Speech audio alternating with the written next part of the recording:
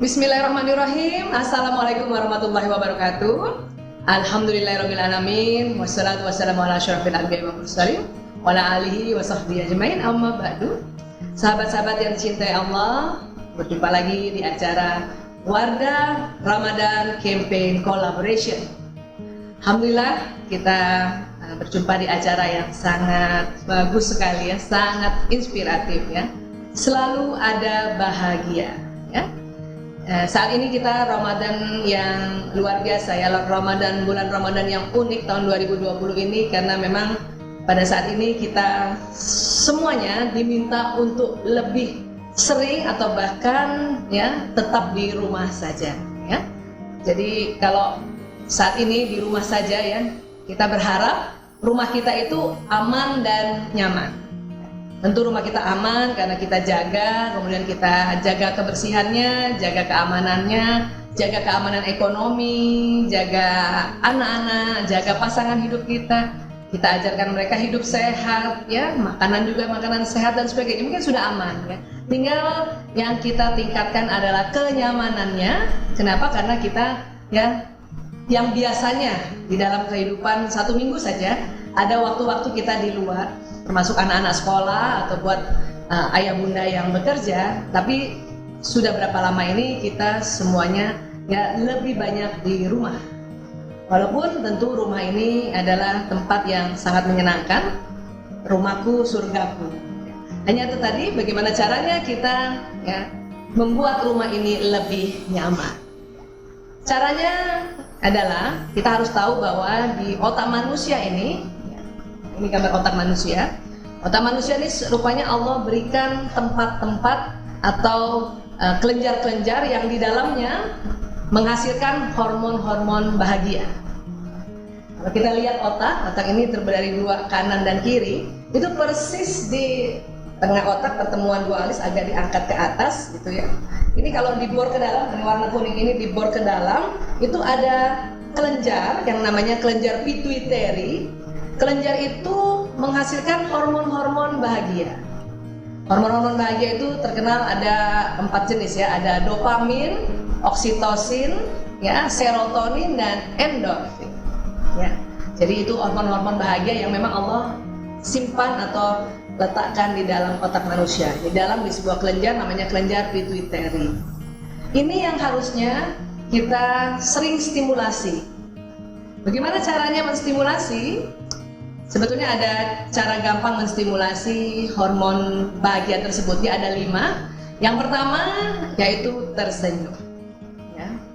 Makanya gimana caranya selalu ada bahagia, itu ya di dalam rumah tuh kita, terutama yang ibu-ibu ya, ibu-ibu ini harus sering tersenyum. Dan senyum yang membuat bahagia itu kalau sudut kanan kirinya seimbang, ya, senyum yang seimbang. Jadi kalau kita senyum, itu hormon bahagia keluar dari kelenjar pituitary dan kemudian nanti hormon-hormon tersebut masuk di aliran pembuluh darah dan kita akhirnya bahagia. Tapi kalau senyumnya cuma sebelah, cuma miring, cuma sebelah kayak gini, cuma sebelah aja, nah itu yang keluar bukan hormon bahagia tetapi hormon ya stres atau hormon ketidaknyamanan. Kalau hormon tidak nyaman itu atau hormon yang membuat kita galau, gelisah ya, atau kondisi-kondisi yang nggak enak itu ada di atas ginjal. Jadi di atas ginjal itu ada kelenjar namanya kelenjar adrenalin, itu disebut anak ginjal. Ya, anak ginjal ini memproduksi hormon-hormon stres atau hormon-hormon khawatir, kecemasan dan sebagainya. Ya, nah, jadi sekali lagi senyum. Oke, nah, kedua, agar hormon bahagia keluar adalah tertawa. Jadi gimana caranya di rumah ya bikin cerita-cerita lucu kah, atau kalau anak-anak kita cerita dan dia tertawa, tolong ayah bundanya juga ikut tertawa.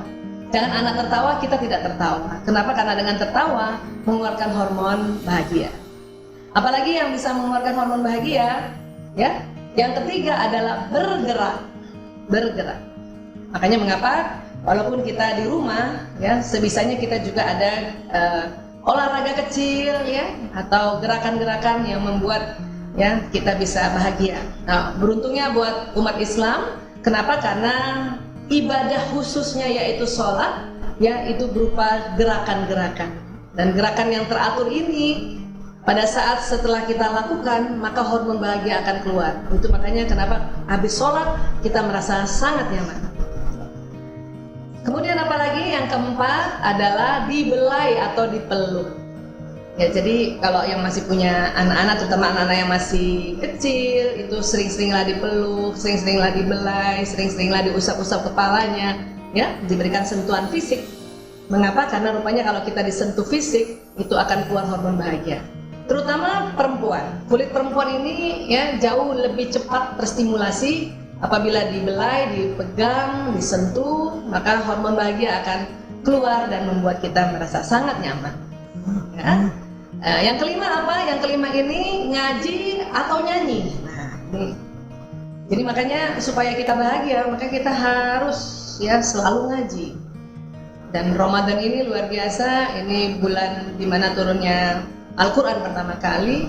Makanya di Ramadan ini kita punya waktu yang banyak, ya, maka kita harus setiap hari mengaji. Menyanyi, ada orang yang memang hobinya menyanyi atau paling nggak menyenandungkan syair, ya.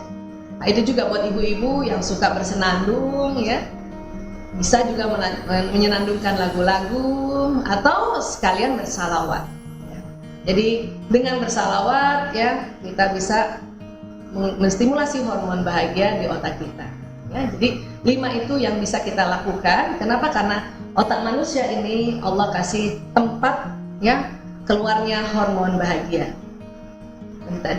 Dan kalau kita sudah bahagia, otak bahagia, dia akan memberikan pesan ke tubuh lewat sistem saraf, ya, dan juga pembuluh darah. Jadi di lewat pembuluh darah itu hormon bahagia masuk di pembuluh darah. Kemudian kita juga bisa ya melafazkan atau meniatkan bahwa ya Allah, ya Alhamdulillah saya semakin bahagia, saya semakin bahagia, saya semakin bahagia. Maka kalimat saya semakin bahagia dia akan jalan ke sistem saraf. Karena sistem saraf ini kerjanya kayak kabel listrik atau kabel telepon, ya. Badan akan menerima pesan bahwa semakin bahagia, atau kita mengucapkan ya saya sehat walafiat, saya sehat walafiat, saya sehat walafiat, saya sehat.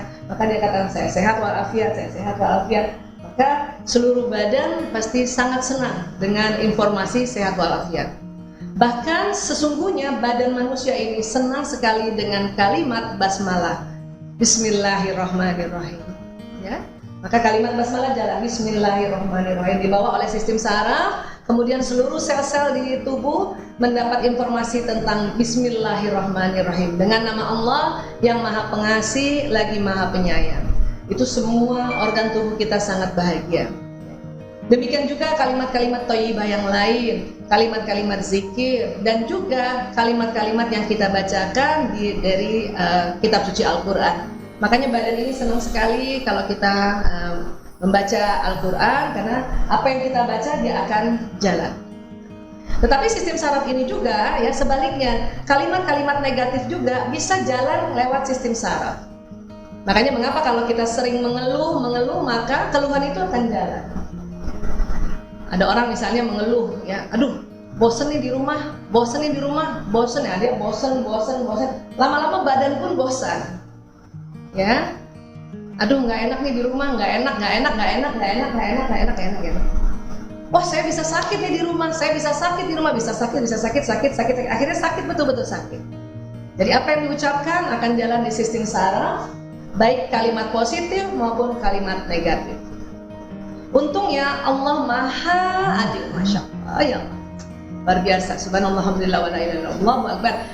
Allah ya membuat hukum adalah kalau kalimatnya positif, dia akan langsung jalan ke badan. Ya. Misalnya ya Bismillahirrahmanirrahim, saya sehat walafiat. Nah, langsung jalan saya sehat walafiat. Jalan di badan saya. Tapi kalau misalnya kita mengucapkan kalimat yang negatif, diberikan waktu tunda. Maksudnya apa? Jadi kalau satu kali diucapkan, ya, maka kalimat itu belum jalan. Kapan dia jalan? Nah, apabila diucapkan berkali-kali. Ada yang mengatakan 3 kali diucapkan, ya, maka dia akan jalan yang ketiga kalinya itu. Itu juga makanya dikatakan apabila kita ya berniat baik, ya baru berniat saja sudah, satu kali niat saja sudah ya mendatangkan pahala. Kenapa? Karena satu kali niat baik itu dia jalan ibadah. Pahala itu apa sih? Pahala itu salah satunya maknanya adalah keberuntungan.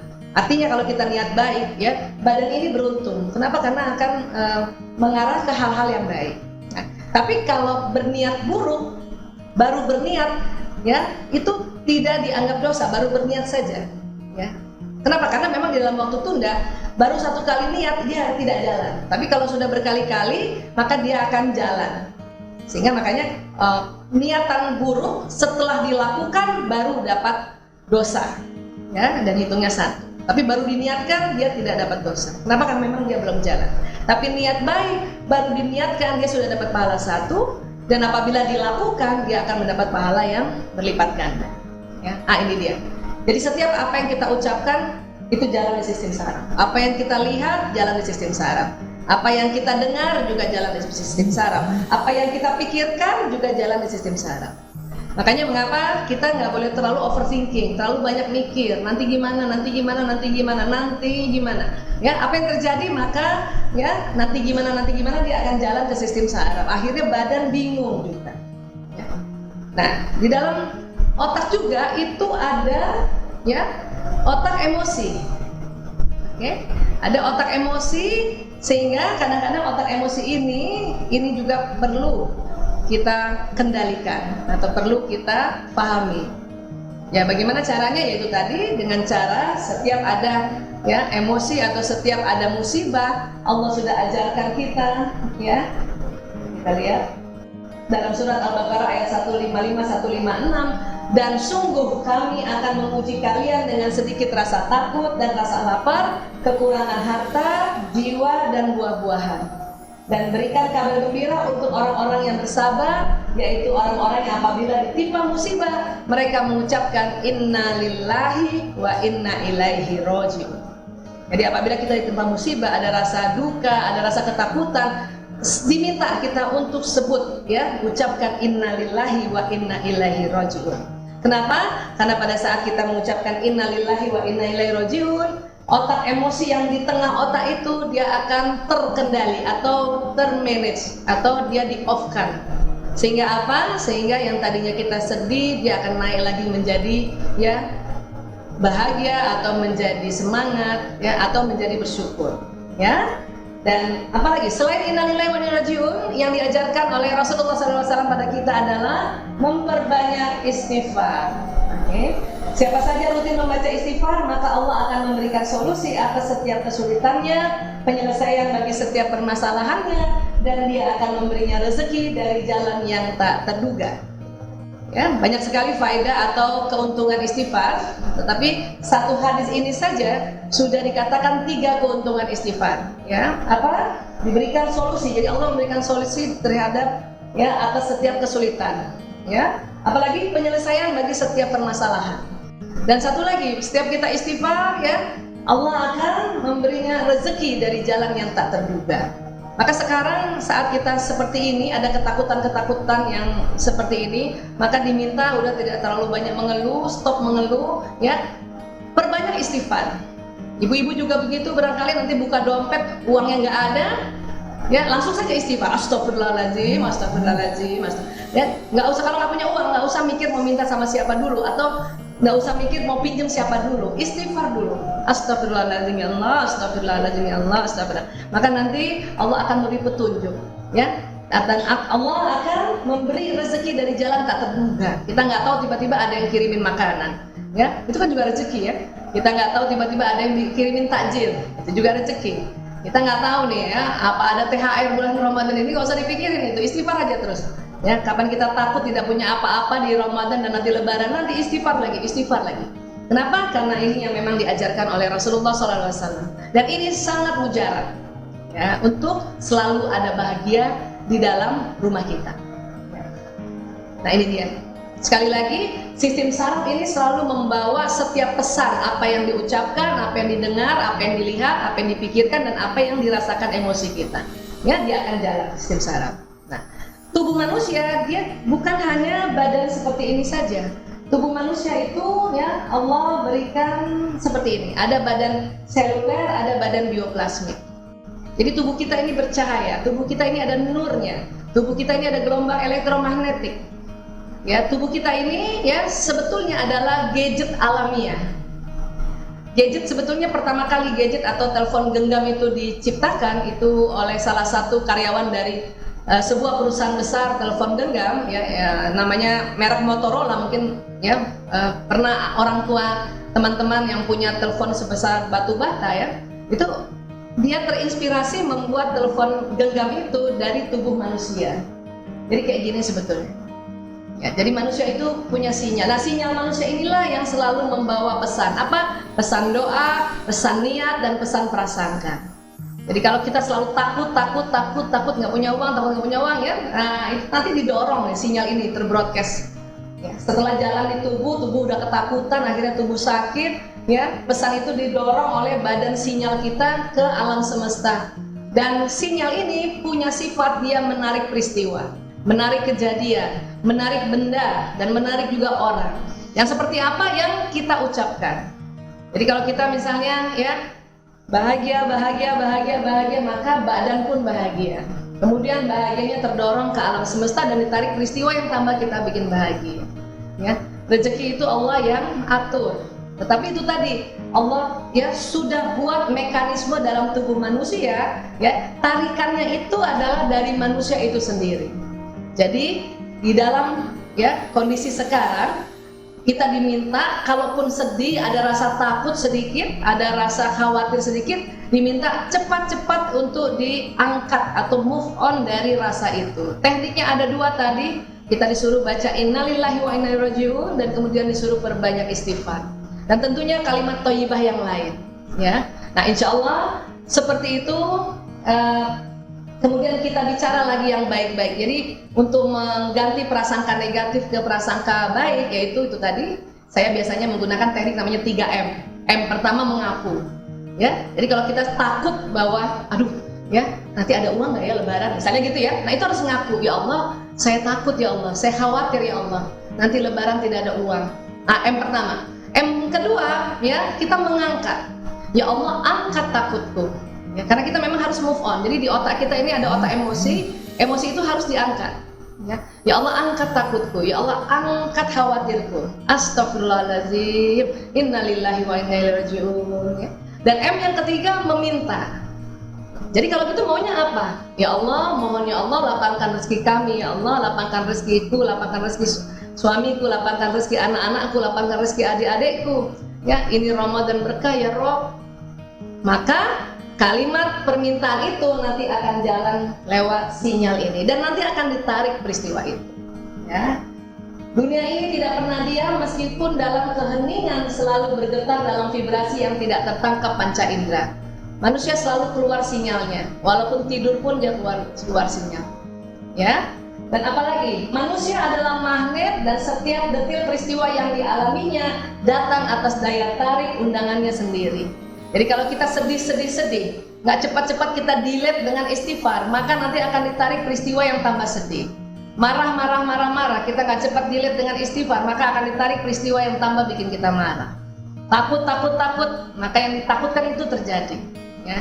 Dan dalam surat Az-Zariyat ayat 23, ya Allah berfirman, Bismillahirrahmanirrahim, maka demi Tuhan langit dan bumi, sungguh apa yang dijanjikan itu pasti terjadi seperti apa yang kamu ucapkan. Ya, ini Allah mengatakan pasti terjadi. Dan dikatakan demi Tuhan langit dan bumi, berarti ya konsep ini atau hukum ini berlaku untuk semua manusia apapun agamanya. Demi Tuhan langit dan bumi. Kalau Allah sudah bilang demi Tuhan langit dan bumi, berarti ini berlaku untuk semua manusia, ya, semua makhluk juga. Dan dikatakan, sungguh apa yang dijanjikan pasti terjadi seperti apa yang kamu ucapkan. Baik diucapkan di mulut, baik diucapkan di benak, ya, baik diucapkan di mata. Jadi kadang-kadang kalau kita melihat lewat mata, terus kita mengucapkan ya, ih jelek banget sih itu orang. Ah itu hati-hati itu. Maka nanti ditarik peristiwa kita yang jelek akhirnya, ya. Dan apa yang kamu ucapkan termasuk ucapan yang ditulisan.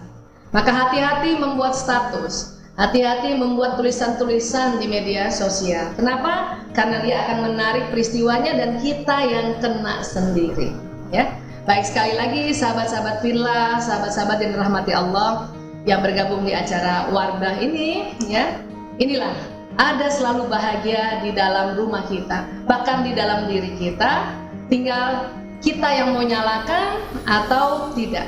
Cara menyalakannya ada 5 tadi, dan itu tadi prasangka, niat, dan doa baik kita insya Allah akan mendatangkan apa yang kita ucapkan.